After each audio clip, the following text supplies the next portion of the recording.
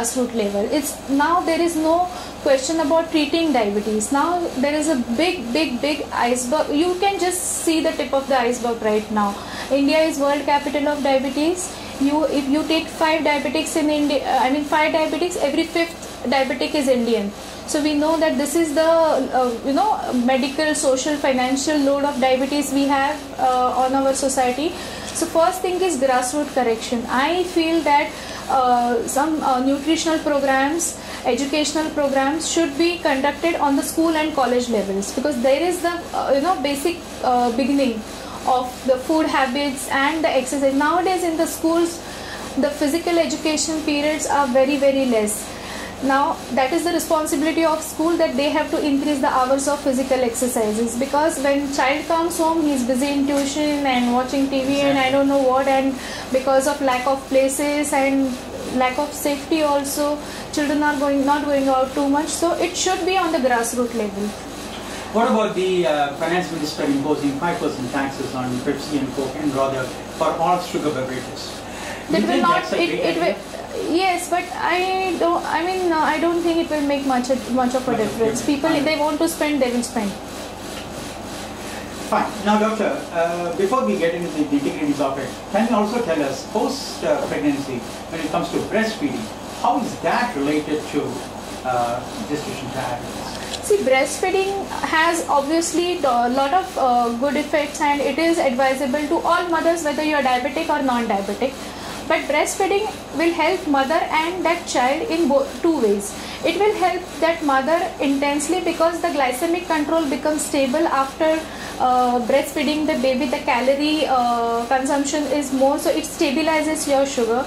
And second thing, early breastfeeding and exclusive breastfeeding in that child will give lot of immunity coverage, less chance of exposing that child to the outside environmental factors. So autoimmunity factor will also be taken care of, and the completely breastfed child till 9 months, it is proven that they are less predisposed to childhood obesity, so which will again prevent chance of type 2 diabetes in future. So breastfeeding will definitely help both mother and child.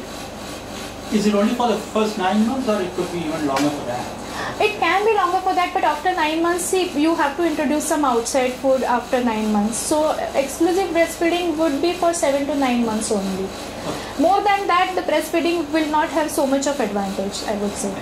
Okay.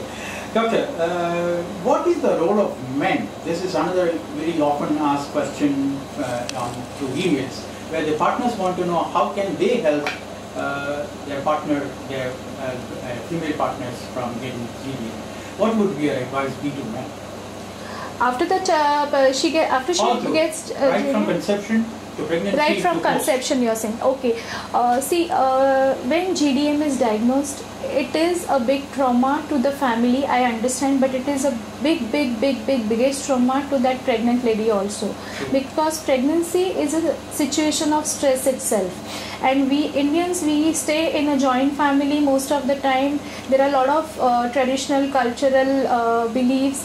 So saas will say ye kaisi bimar bahu leke aaya hai, then a dietitian will smartly give some hi-fi diet that omit this and omit that, which is not possible in a joint family, that you cook something different for that lady and other people will have something different. So you have to give a customized diet. Diet is the first thing, which is a big thing. Insulin sab baad mein aata hai, but for that lady to manage small frequent diet is such a big thing, managing household work and then eating every 2 hours and high fiber diet and dry fruits and all those things is really difficult. So you really have to take a good dietary recall, and you have to basically give her a customized diet sheet which will accommodate her family and social history also.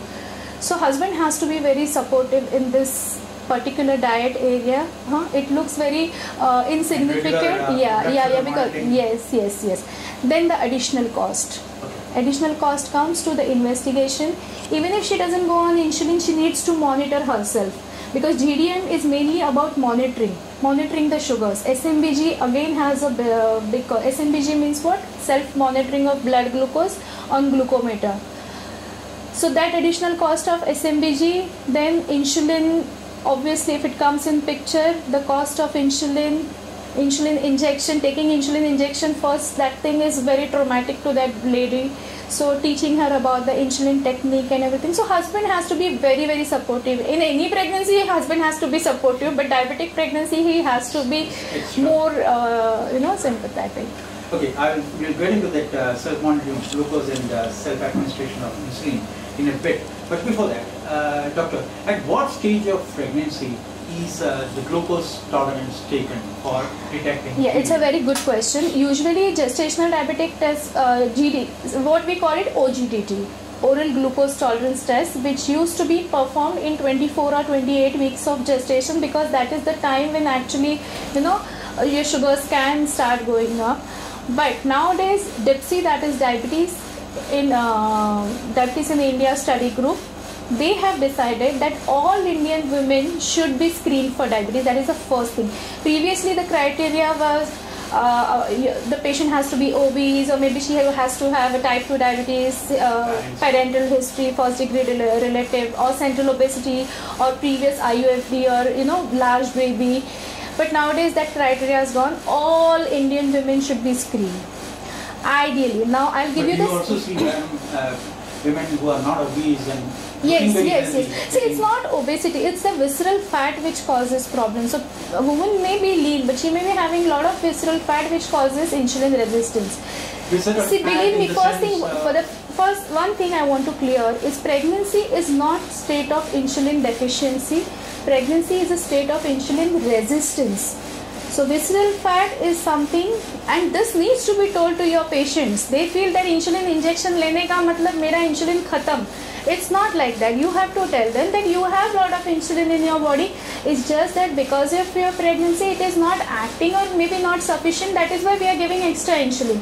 So this needs to be explained to your patient. So I was just, what was I saying? Visceral fat in the sense of fat around the organs? Yes, and the fatty liver itself, fat inside the liver and fat inside the pancreas. This is again very endemic to India. Yes, right? Yes. No, we were talking something else, huh? We were talking something else about the visceral fat. No, we were talking about when should they be it should be at the diagnosis of pregnancy ideally, because I'll tell you one reason, because the fetal pancreas starts secreting insulin at 16th weeks. Okay, so early diagnosis, early OGTT, the early screening will actually help in two ways. First thing, you may diagnose undetected type 2 diabetes. Patient may be diabetic, asymptomatic diabetic. If you do OGTT, you may diagnose that patient. So that is the first thing, that you may diagnose some undiagnosed type 2 diabetes. And second thing, by the time you do test in 24 weeks, already the fetal pancreas is maybe programmed to secrete more insulin, and already the state of hyperinsulinemia is developed in that fetus. So already that baby is heading towards macrosomia in the womb.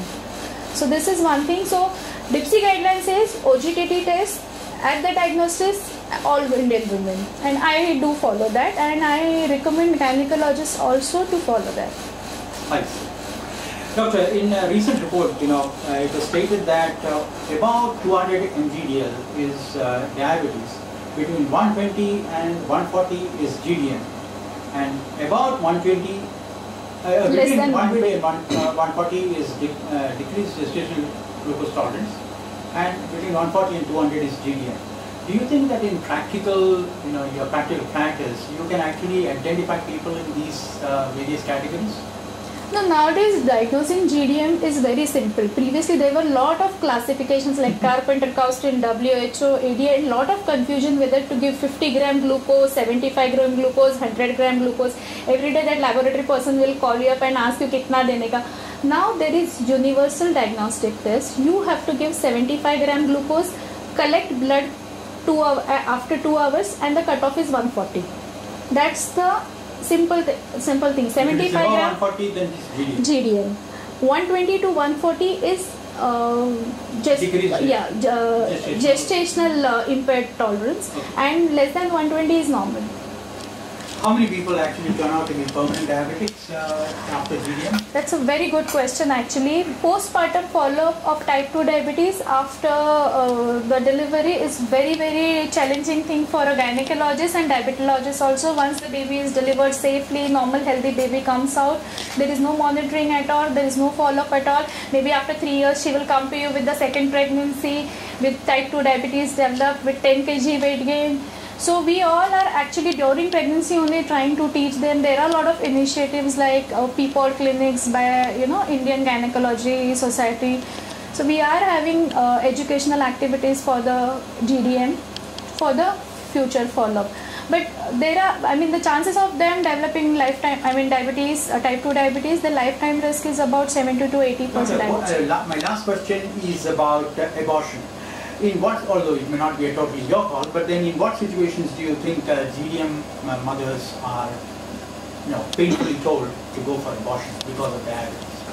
What are those conditions? See, the gestational diabetic which is diagnosed in early months of pregnancy, usually maybe they are undiagnosed type 2 diabetics who come to you with high OGTT and the diabetes is diagnosed. First thing what we do is do HbA1c. Okay. If your OGTT is on the higher side and if your HbA1c is normal, we give confidence to the patient that you can go ahead with the pregnancy, we'll put you on insulin and everything will be fine. If HbA1c cutoff we take up to, book cutoff is about 6.5 to 7. We allow up to 8. But above that, we have to be, really frank to the patient that, because by the time you have come to us, already the organogenesis is over. Baby is already exposed to the hyperglycemia, so she may be having some problem, and all the problems are not diagnosed on sonography or, those triple marker tests. So we have to warn them. I've got my places.